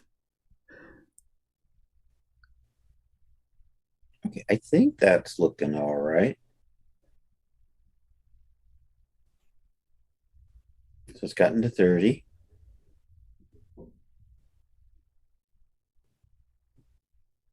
I'm going to just let that run out to 45 and then probably stop it. Okay. And then are you up to this, Jay? I can try as a little recap with your guidance. I might be able to, get this going. We'll see. Fingers crossed. Always is a good idea to try it out yourself. And this is where that link comes in. So the link that Brian gave you earlier with the zip file for this dress, so you can basically follow along and try this out yourself. That also comes with texture, so I'll try to set those up as well. Oh yes, I have the textures. You want me to quickly go through setting up the textures? No, don't worry about it. I can do that. But if I get the dForce basics down, that'd be quite nice if I can do that. All right, that's looking like it's not doing anything. So we're going to stop that. All right, I think we're cool there. We're good. All right. That's relatively. Are we getting a little bit of? You see a little bit of the. It's acting a little funny, but that's just because the arm is pushing into the breast there, and the clothes is trying not to collide with it. So it's trying not to collide with the breast and not to collide with the arm. So you get a little bit of goofiness. That's the smoothing modifier at work there, isn't it? Yeah. So not more or less we're getting a little. The steps, once again, in principle, is you bring in your OBJ, then you run the transfer utility to go and put the basic rigging into the OBJ so that it becomes follower clothing. It's rough, not quite there, but it's a good start. Then you add the dForce dynamic surface modifier to it, and that's essentially it. And then you do some tweaks to the surface properties if and when necessary. Right. And that's essentially it, isn't it? Yep. It's not that difficult. It is the difficult part, the time-consuming part is trying out what settings work best, I guess. Right. And if you've got some idea of, what you're doing, Right. which eventually I will. That's the plan, right? Then it goes a little smoother. Patrick says it absolutely. If I can do it, you can do it. That's exactly right. And it's it's one of those things. Let's see. Yeah. Let me go and let me try to do this. Let me see if I can actually switch over to my PC first of all without interfering with any signals here. Jay's PC. So do I stop sharing? No. You keep going. That's all. That's all good. Okay. I think.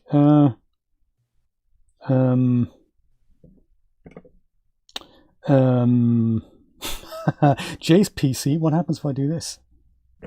Does this? What happens then? Are we both there still we in go. Vision? I see Jay's PC now. Are you still in Vision though? I don't know. What do we look at over on YouTube? Let's have a look over on YouTube because I still see me. You can still see you perfect, and you can see me too. No, there you go. I can only see me. You see, I can do this. You're up. Okay, perfect. Let's go and take care of this quickly because it's all good. If I go and do this, that's almost good. Almost, but then you're not there anymore. Okay, well, tell you what, I have to go and do this so that you're gonna go away a second. But that's hopefully okay. If I do this, no, hang on, that wasn't that's this one here. There we go. That's it. That's me, but not you. But that's okay. It's only going to be a minute. We'll do that. We'll do that. So we can still hear you, which is nice. So first of all, so this is the file that I talked about, the yellow dress file here. So if I go and unzip that, first of all, extract all, I'm going to go and just extract that right here onto the desktop. And in it, I have, well, the Mac OS X folder. We can probably delete that because we don't need that. It's because I zipped it up on my Mac. I might just go and drag that out here, that one folder. And then we have inside here, we have the dress 5mm, the dress 10mm. Those are the two OBJs. And then we have 3 textures here that we'll deal with those later. I might go and also try the 10mm dress. So the difference between these two is that in Marvelous Designer, we have this thing called the particle distance. And it is how many vertices are essentially if you want to do it, on a square inch of material. And the higher that density is, the higher resolution the drape is, but also the higher the geometry is, so the higher the longer it takes to calculate. So this one here, 5mm, is denser and takes longer. It's also a larger file, and the 10mm is a little bit smaller. So I'm going to use this one. So on my desktop, I want to go and bring in my Genesis figure. I'm going to use 8 as well, and I'll just use the def load here. See if we can remember all these steps. Darja, welcome. Good to see you. Good to see you. I'm going to go and take that aspect frame out of here. And this is my gray character. I'm going to go and bring in my dress. So file import on my desktop. There's still the donut box.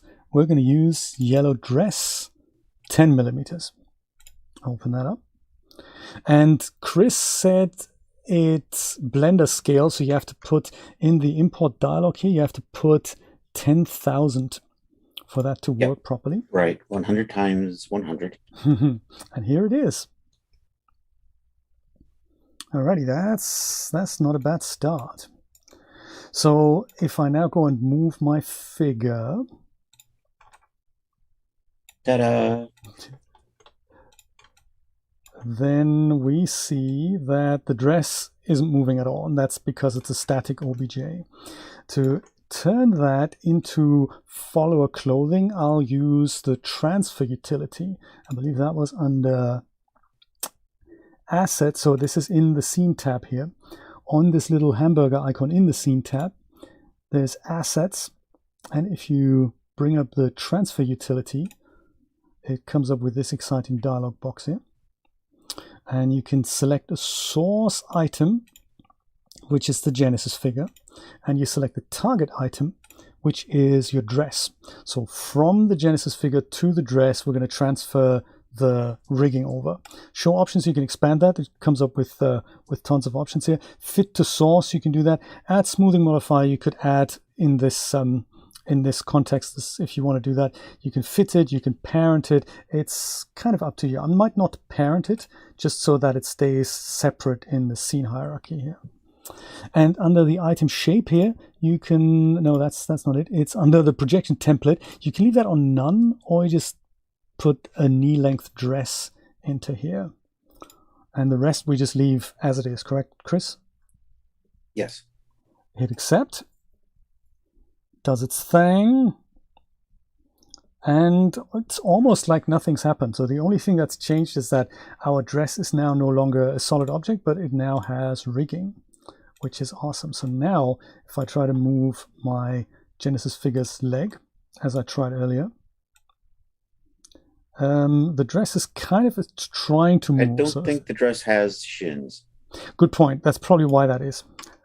Let's go if and you try move the thigh, you might see. Maybe that is, yeah, there we go. So the dress is definitely moving. That's cool. So it is rigged now, which is awesome. Yeah. Mm-hmm. And I mean, it's handy to have that, only because if you dial in a pose, the dress isn't completely in the rock solid position. It kind of already moves with the figure, even if it's not perfect. At least it moves with it. So for long arms and all that, that's nice. Right. So for the longest time, that was the way we worked with dresses. Right. And do you remember this time? This is back from the poser days, where you had these little dots around the dress where you could left click and drag like a helper option and then flare the dress out so that you could just manually adjust it. So the dress would have its own additional manual rigging that wouldn't follow the legs, or you just go and pose it manually. Back in the day. Good times. Good times. Not really. Not really. We've come a long way. I think that's what I recognize. We've come a long way in this technology. So next crucial part, then, turning this dress into dForce. So I'll go and select the dress, and I would go, just because I think that's where it would draw me to edit object, and then I would say, that's actually not where that is it? It's under it might be here somewhere. Yeah, there it is, actually. Add dForce modified dynamic surface. So there you go. You can get there that way, but you can also do that if you select the dress and go to the simulation tab. Its little hamburger icon, these are all context sensitive. Its hamburger icon also has that under dForce. Add dForce modified dynamic surface. So again, there's no right or wrong way. This is, either one will do the same thing. And we click that, and it goes and has done it. I think. Proof of concept, if we head over to surfaces, open that dress up, and have a look at any of these surfaces, it should now have simulation properties, which is correct. There you go. Haha. That's not actually that bad. I might go and not really do the timeline just yet. I might go and just, like normal users would, pick a pose for your character. It is fitted, right? Just to check. I think I did that fit. Yep, we did do that. That's happened with the transfer tool. Good stuff. Isn't parented, but it's fitted, so that's good. So if I go and just select my figure and grab a pose, I might just stick with any of the regular poses. I'm not going to go with the floor pose. Not going to go with the let's explode the dress pose. I'm going to go with something super simple. Maybe the walking pose here. This one. Let's try that. And that almost doesn't need any dForce simulation. I like it. Does this? Yeah, this is nice. Let's try that. That's cool. So nothing's interfering with the figure. So literally just by clicking the simulate button, it should, with all the defaults set up as it, with nothing touched, it should kind of work. Except for the one thing that I'm totally gonna try is the collision mesh resolution, because I've seen that for the first time ever today. So I'm going to put this to viewport and just check, is my figure High resolution. Okay, good stuff. Okay, hit simulate. And this is not using the timeline right now. It will go back to the A pose and go do its thing. But this is basically only using the defaults. Just see if that actually works. Now you're hungry for a hamburger, Brian. That's crazy. Subliminal advertising. That's exactly right.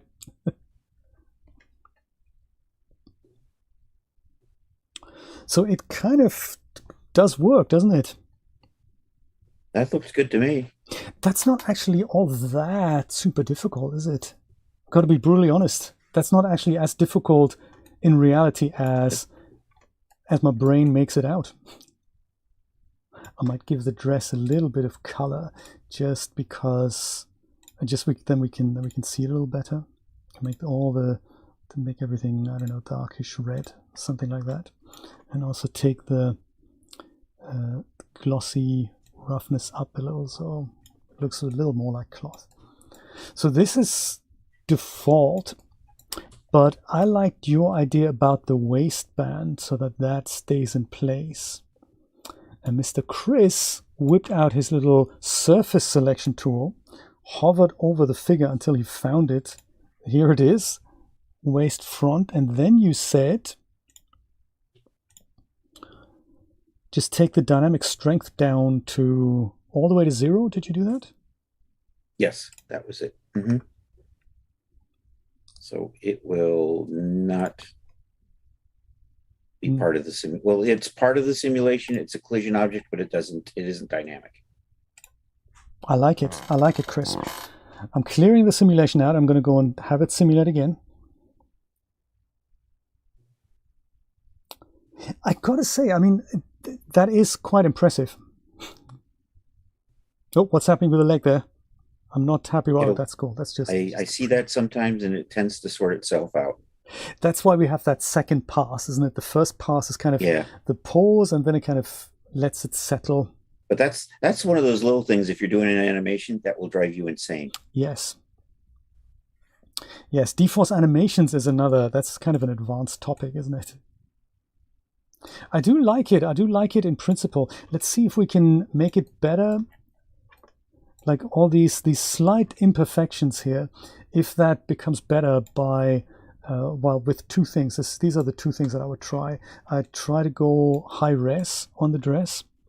And the other thing is I try to go, let it settle a little longer, like 90 frames or so. Let's try high res first. So yellow dress, edit, object, geometry, convert to sub D. Ding. It does nothing. Well, it does a little bit, but it doesn't, you know. Right. Use that and what, the smoothing? Did you put the smoothing modifier when you did the transfer? No, I didn't. Smoothing. Let's try that. Let's try that. I've just done high res now, so let's go edit, object, geometry, smoothing. Brian is asking, do we have to memorize the figure? I'm not sure. I don't think you have to. I don't think you have to. It's something you can do, and if you're dealing with animations, I think it makes your life a little easier. But I don't think you have to, especially not with the total with the basics here. Yeah, Jay's trying it without using the animation frame. Just with the defaults, just for love. Mm-hmm. This is something that I'd like to investigate, and we do have a little bit of time, so I might try that with the higher res version of the dress. Do you know, the 5mm one? Kind of like to try that as well, to see what the simulation time difference is. Should we try it? Let's try it. I mean, it really instills it back into our brains. Jay has now done in 10 minutes what it took me an hour to do. Well, but also Jay's been paying attention to that's Chris. Right. So let me try this again. Let me try bringing Genesis 8 DevLoad in again. I'll do exactly the same process again, but now with the higher res version of the dress. I'd like to see what the difference is there. And then we'll also do textures while we're at it. So person is in, file, import, because we learn by repetition, you know. Yellow dress, 5mm. That's it, right? 5mm? Yes. 10,000, that's 100 by 100. Well, 100 times 100. We got figure in A pose. We go to the scene tab, little thingy icon here. We go to assets, transfer utility. We select Genesis 8 as a source figure. And we select the yellow dress 5mm as a target, as a target, yes. Fit to and parent. We want to do fit to. We don't want to do parent just yet. Projection template, dresses knee length. Hit accept.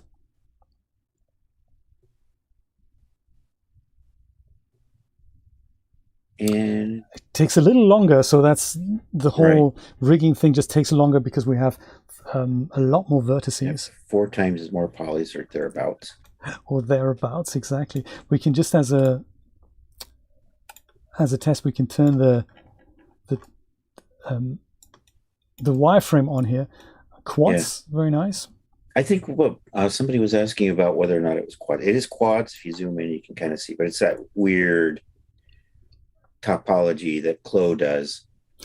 Do you know, so we have this is one, the only difference really, there's 2 differences between Clo and Marvelous Designer that I think Marvelous Designer is slightly more interesting. It can make proper quads of these things, but they're still not as good as remesh pass in ZBrush would do, or in Blender even. Right. So it's not really that big an advantage, or must have Marvelous Designer for that reason. So it's, you know.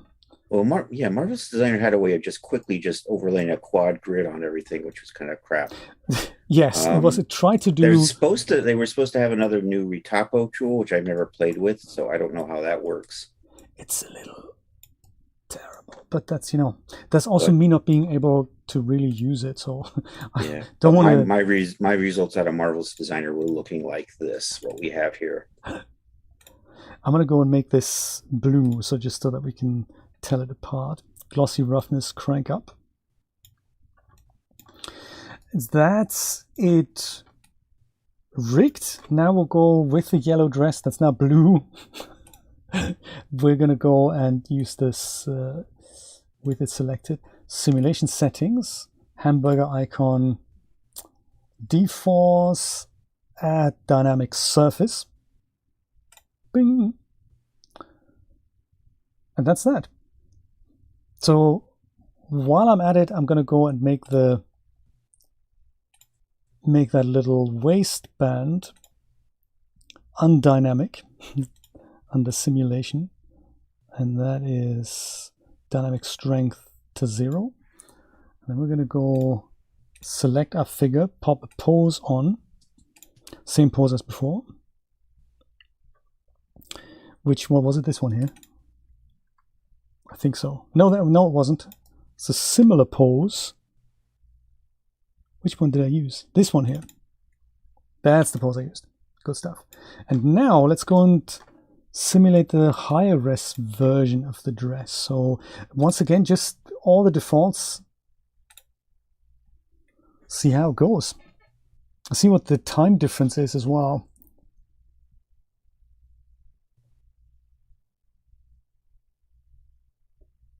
Yeah, you can tell that dForce has a lot more to work with now, doesn't it? Mm-hmm. Like especially here, just above the waistband, that looks so much nicer now. And time increase isn't actually that much more. I'm only, I have to say, using a 2080 non-TI card for this. Yeah, you're actually rendering going faster than I was with the medium version, the 10mm version. This looks seriously good. I do like that. So the higher resolution really does make such a difference. Yeah, I have these really nice gathers right in the front end. Yes. I normally wouldn't work with a resolution mesh like that, but I kind of wanted to keep those in place.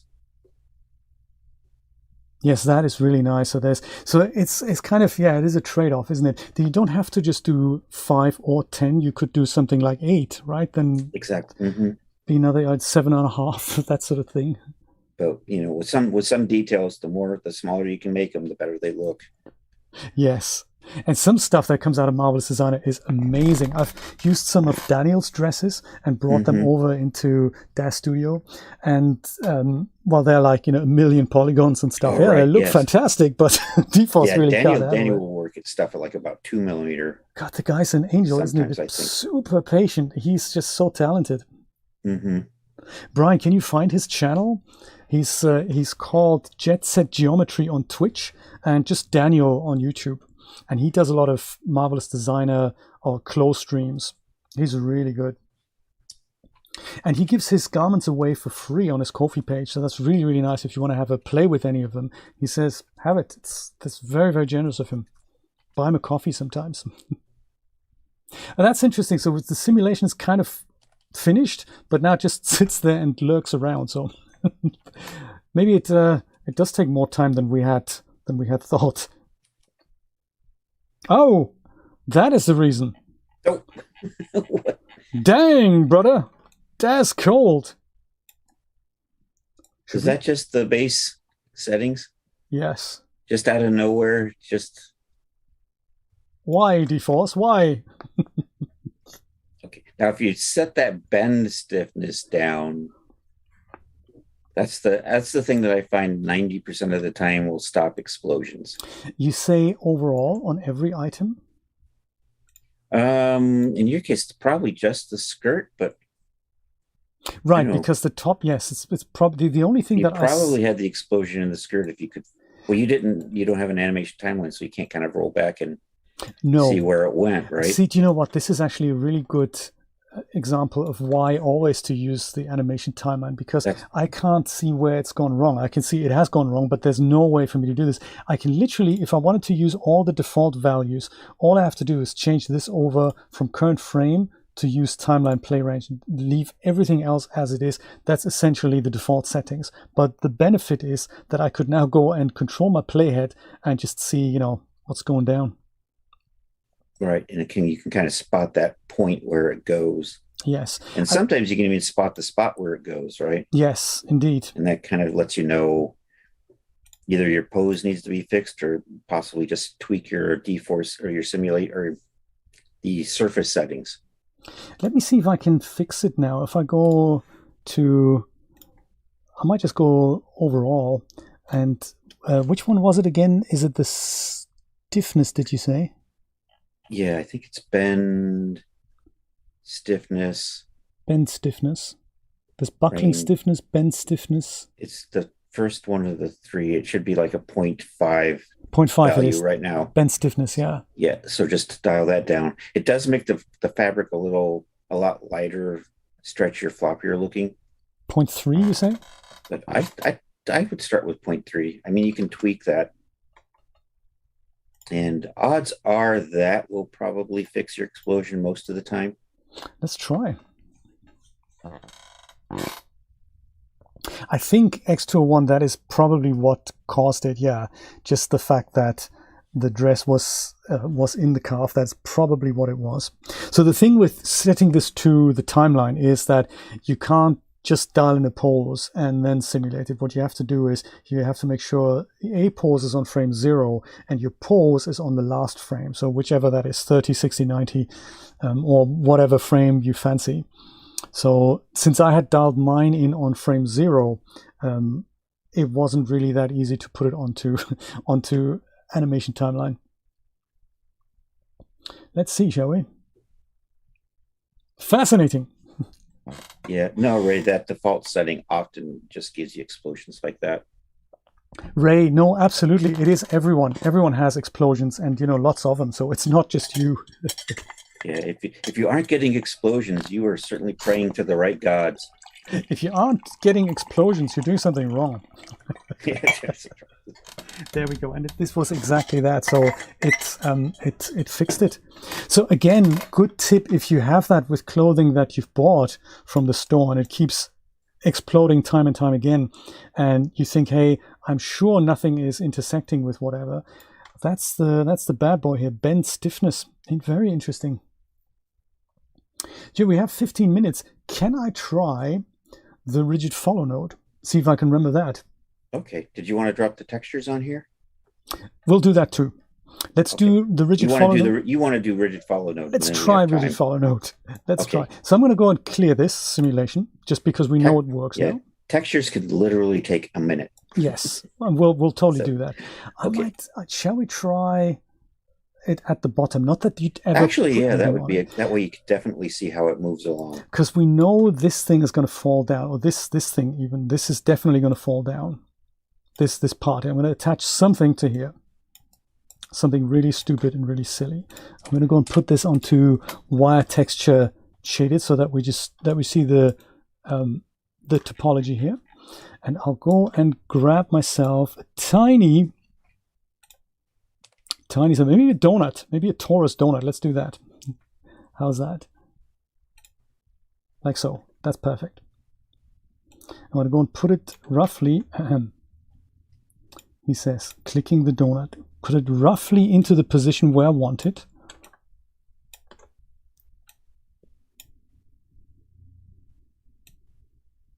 I might not make it that big. I might make it a tiny bit smaller. Just a little smaller, maybe? Just a tiny amount. Just like this. So just so we can see it. And it'll attach itself kind of here. Eventually. Like this, right? And then it should fall down with the rigid follow node, hopefully.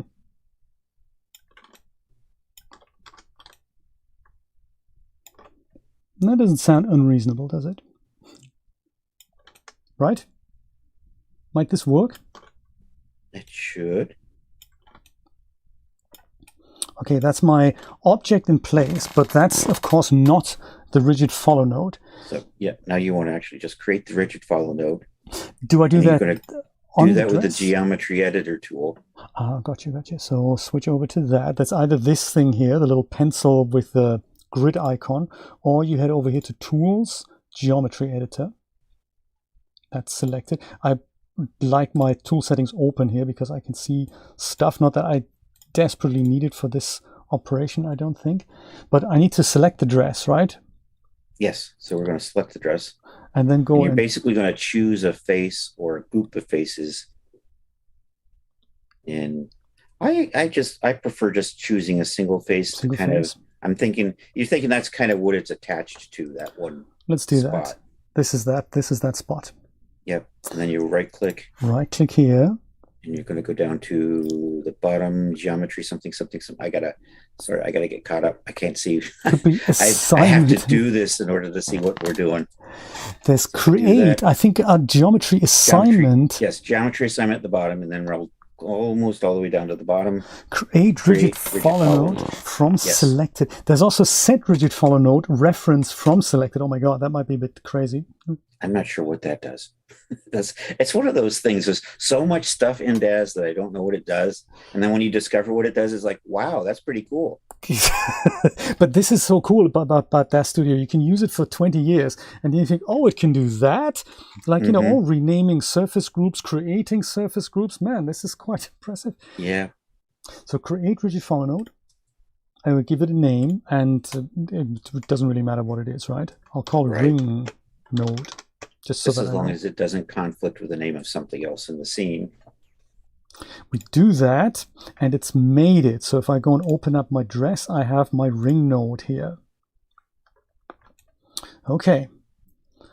What do we do now? Just drag the torus onto the ring node? I like to reset all the rotations onto that to 0. Oh, on the ring node? On the ring node. Under parameters. Then memorize it, then lock it. So just set these to 0? Yeah. Like translate? Just not the translations. No. Those are good. Just the rotations. Just the rotations. Good stuff. Alt click doesn't work. Oops. And then I like to memorize that, and then I like to lock it. Memorize figure, or pose, or shape, or selected, or pose, or shape. Selected object. There you go. This one here, memorize selected I think that's item. it. Yes. Okay. Gotcha. Okay.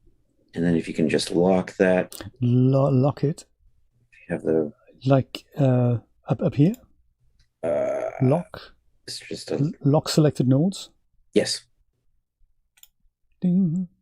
There you go. And then you parent your donut to that, or your we've got donuts on the brain. Got Damn donuts you, on the Jay. brain again. So left click and drag. You and your Daz donut tutorial. I'm so sorry about that. I think it made everybody hungry. And that's that. I've got that. It's parented. And I think Brian's getting delusional thinking about wanting a manual for Daz. We're in the process of making my apologies, Ryan. I'm just kidding. It is. We're basically through a series of live streams. This is what we're making. This is the Daz manual. So I might just go and actually just go and watch this down here closely while we simulate this thing, right? That should be it. The ring should now follow. Yes, it should more or less follow that spot. Let's see what happens. And it should keep its shape. Fingers crossed. What could possibly go wrong? Oops. Oh, we should set that to not be part of the simulation so it doesn't collide. What a cool idea. That's the thing I always forget. Let's do that. So select the torus or the donut. Select the torus. Yep. Go and then into just the parameters. Display. Yep.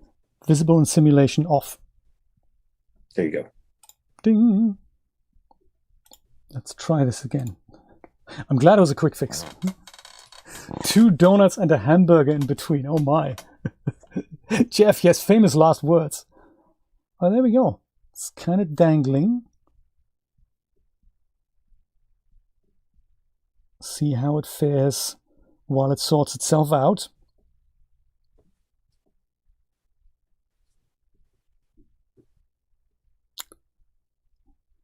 As I have the cold sweat on my forehead.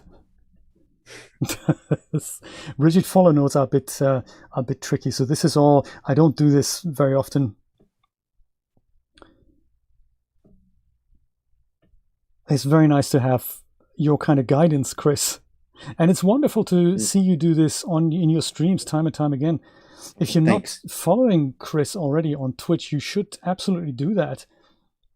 Twitch.tv/Chris L. Cox. You stream about 5 times a week, don't you? Yeah, thereabouts. For this week, because you've got me on your stream today. But I like it. But there's one tonight, the Saturday Night Social, which is really nice. Yes, if you want to come be on tonight at 8 p.m. Eastern Daylight Time. 8 p.m. This is a really nice community get-together and a hangout. If you have made some artwork, Chris is happy to share it with his viewers and do a little critique if you want to. Sweet. I mean, it has stayed rigid. This thing hasn't more or less deformed. maintained the orientation you set it at. Yes, it has. And also, it's quite interesting. When I set this up, this fold was actually at the front of the dress. So it's basically taken the weight and kind of slid it over to the side here. That's interesting. Kind of as you would expect this to happen, wouldn't you? Because I did set it up kind of here, and it's now. And if you have to, you can always just reorient it a little bit. Sweet, hey, it works. That is all that counts. Yeah, because sometimes with buttons, you'll find buttons will actually kind of end up inside. So occasionally, I need to just move the buttons a little bit after the simulation to get them to look a little bit better. Yes, that makes sense. Hey, let's quickly.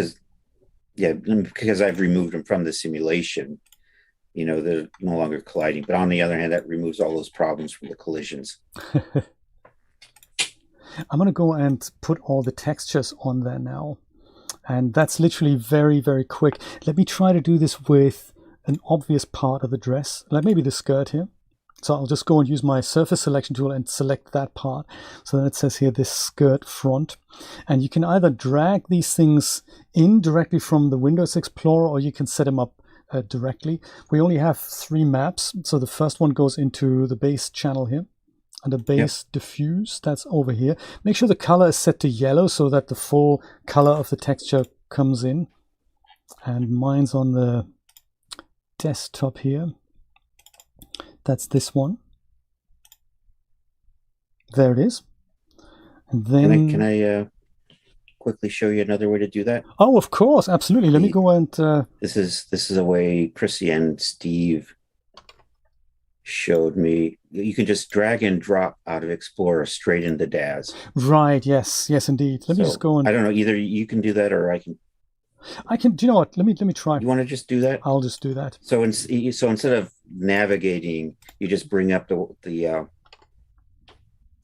file explorer that you're going to work with. You find the things you want to drag it, and you can just drag and drop that onto the little arrow, like right so. The texture goes ding, and there boom. It is. Yep, and then you just find where you want to put. And the height map there is actually for displacements. Okay, so that's under. That's not in bump then. That is in geometry. It's in geometry. Yep. And that's in displacement channel. That one. So and then there's things called height. Yeah. Left click and drag that into here. And the way I envision setting that up is setting the minimum displacement to 0. Because sometimes those minimum displacements are a little negative, but they occasionally will punch inside of an object. There, where do I do that? There's displacement strength I can see here. So displacement, if you got it on the displacement strength should be 1. 1, exactly. Yeah, indeed. Oh, and if I do that, then the other parameters come up. Perfect. So it's a minimum and maximum displacement. Yep. Right? So minimum 0, maximum 1 or 1.5. I think the default's 0.1. So you do like 0.15. Those are in centimeters. Oh, that's 0.15, not 1.5. Sorry. Yeah, 0.15. And then there's a I can't. I've got a window open. Hold on. I can't see what I'm doing because Daz isn't letting me look at my surface materials. There is a. That's the height, right? That's the height for the displacement, correct? Yes. And then there's another setting. There's a bump map as well. Does that go into the bump channel? So the bump map will go into the bump channel. Gotcha. This goes. So the displacement will actually displace the mesh, where the bump just does the fake thing. So for this, I'm just using the bump to kind of give you the fabric. I might put that to 2 for the bump, and we'll see how that goes. It's a little blown out probably in my viewport, but I can go and change that with my filament draw options node. And then because I've done it for one surface, I can go and literally just go copy this surface here. Yep. And then just go select all of them and paste that into all the other surfaces, and then we have that map overall. That's the ticket. And it really only took a minute, so yeah, that's fairly easy to do. And then you can do other things, like if you wanted to, okay, displacement level. That's displacement level. Sorry. I finally figured it out. So if you go back into actually you can do them all at once too. Can you? You select them all and then you just go down. I like searching for things as well. If you know something, particular, like cut out opacity, you just look for it, and then you have this one value. That's neat too. What's the value called again, Chris? I would start with maybe 6. What the parameter? I'm sorry, it's called displacement level. That actually increases the amount of displacement. Displacement levels, I suppose. I don't know. I think it kind of subdivides or micro divides the mesh, I think. What did you say the value is supposed to be? 6? I put mine in at 6. 6. I imagine that'll slow your render time down, but I really haven't noticed it being horrible. Well, let's see what it looks like in a bit of eye-ray action here. So with the displacement, I usually set that to give myself fake thickness on the edges. Right. Because there's a really thin black line on the edges, and then I have a little whiteness right on there. So if you kind of zoom in, it's the way I get around that. Everybody hates that razor thin look of dForce clothes. It's true, yes. And actually, if you look at the waist, you should be able to see the displacement, kind of give it extra definition. Seams and things will become apparent. It's actually quite nice. I'm going to go and even in, I'm not sure if this is visible in the stream. I'm going to make my lighting a little bit darker, just so that we see the kind of the bumpiness and stuff a little bit better here. Hope you can see that in the stream. It does come out, so it's kind of a nice effect. You could argue the tiling might, you could bring it down to make the pattern a little bit smaller and all that. That's all possible. But we'll leave that in your very capable hands, I say. Look at that, it's 6 o'clock and you're done. And I'm done, isn't that nice? And we're done, should we say. We're done. Let's have a quick, we'll go back to... a quick Q&A maybe. Indeed, yeah, let's go back to the two-way. Brian is saying, Brian Stone, what about a full animation? Can poke be corrected for an animation scene? Indeed, yes. So animations in dForce is tricky because it's, while as you saw, it kind of poked through, but then settled itself back out. Assuming you don't get any explosions, Brian, and assuming your animation sequence simulates without it, on frame 250 exploding, assuming everything works well, and you still get poke through from geometry underneath, my tip would be to just select those faces on your character with the geometry editor and just make them invisible.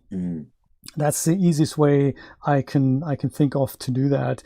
Sometimes it's enough to make a complete limb invisible, but that might be too much invisibility. So if you have something on the arm that pokes through, just mark and when you say invisible, you mean like transparent as opposed to not visible in the scene. Either way, it will work. Well, if you make it not visible in the scene, it won't become part of the simulation anymore, right? Well, you simulate it first, and then if you still have poke through, you could just go through and say this part. But either way will work fine. You can just create a new surface if you want to make that invisible. That's possible. I'd probably just create a selection set and then just click the eyeball icon to make that that's invisible. a good idea. Robert is happy with the result. You're very welcome, Robert. I'm glad you liked it. Let's see if we fished anything else out. I'm just having a quick look possibly I keep calling it expand. It's the other thing. What the technical term for the mesh? We added it to the mesh. I keep renaming them expand. It's the other, but it's not actually what Daz calls it. Brain stopped. You mean the push modifier? The push modifier. The push modifier.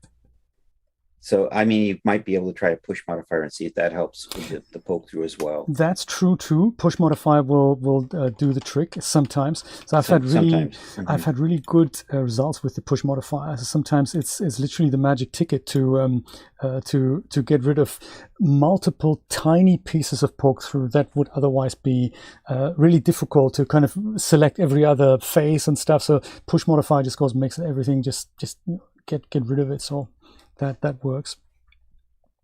Brian Stone, can it be affected by gravity to make it simulate more realistically? I think there is a gravity setting in dForce. Do you want to quickly show us that? In the simulation settings, there's an environment at the very beginning. Let's have a look. You show us. So right up here, you can adjust the gravity. I don't know. Can you make it? You can. It's by default. You can set it to 10, or if for some reason you just don't want to use gravity, you're just tired. You can just run a simulation probably of negative gravities or 0. So there's options for that. There's also the air resistance. And honestly, I haven't played with those much. I've played with it in regards to balloons. So it's kind of nice. Negative gravity is nice if you want something to go up. So if you build yourself a balloon and you want it to not sink down to the ground, you set it to negative gravity and it just goes up. That's kind of nice. If those values aren't enough for you, you can also click the little gear icon there next to gravity and then just take the limits off. That'll work as well. And will rigid follow nodes work for things like chains attached to clothing? I'm not sure they will, because chains kind of need to be flexible between 2 points, and a rigid node kind of wants to just anchor the whole thing to 1 point. So you can't. And if I don't think, can I anchor part? It's that thing if you're trying to do, I don't think Daz really likes IK inverse kinetics. You can kind of do it, but it's a lot wonkier than what I've seen in other programs. I've had thoughts of maybe doing a dynamic chain or something, or a necklace where you just, but it's just would be tedious putting each individual pearl or something. A rigid node for like 100 pearls on a necklace. That'd be quite some work. You've got your work cut out for you there. So I had a thought of doing that, but I just never, felt like actually sitting down and setting that up. Another thought is maybe doing a strip and trying to do with displacement or something, a chain pattern on that and faking that way. That may be another option you could play with. If Chris releases a product in 5 years, you know what he's been working on for so long. But with rigid nodes for a chain, I'm not off the top of my head sure how that would work. What about simulating it in Clo and bringing it to Daz as an OBJ sequence? Yeah, that is possible. You know how to do that. You know how to do that, Dalia, with the Animorph script. You can do that. It's a bit involved, but it can be done. Yeah, so, it's also another way if you just want to do stills and you could just want to set up your clothes in Clo or Marvelous Designer, just import the OBJ and stick it on the post figure, render that. That's always an option. Yes, that is possible. That is possible. But then if you need to make changes, dForce gives you that little more flexibility in Daz to just do it right there. Indeed. And also it's free, so not everyone has access to Marvelous Designer. Well, that's true. It's kind of, it's us lucky people. I'm still on a custom, on a perpetual license, so it's one of those things. Trevor, I totally agree. It is Trevor, sorry, and Jen and Ray. It is a little bit overwhelming. Yes, there's so many things, but if you do it more and more, grab yourself that OBJ that we've made for you and see if you can practice with that and see if you can apply those principles to other clothing items that you already have. Chris, thank you so much for being here. I really appreciate that. Yeah, thanks for having me, Jay. Certainly appreciate it. We should do this again sometime. There's so many exciting topics we can talk about. Blender, Daz integration, how to make something in Blender, bring it into Daz Studio, maybe rig it up and, do something useful with it. Like you make shoes, for example, that you start in Marvelous Designer and finish off in Blender, then bring it into Daz Studio. It's a very involved process. Yeah, sounds good. Anytime. So Chris is streaming regularly on Twitch. There's a link to his channel that'll appear in a second, courtesy of Mr. Brian. Thank you, Brian.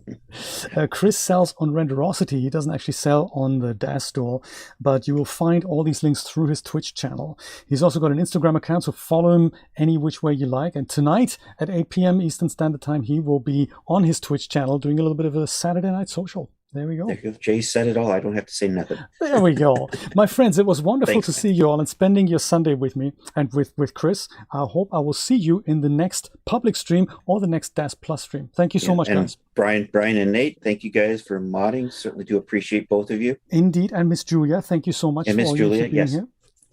That's it? All right. That's it, right? We'll say goodbye. Bye-bye.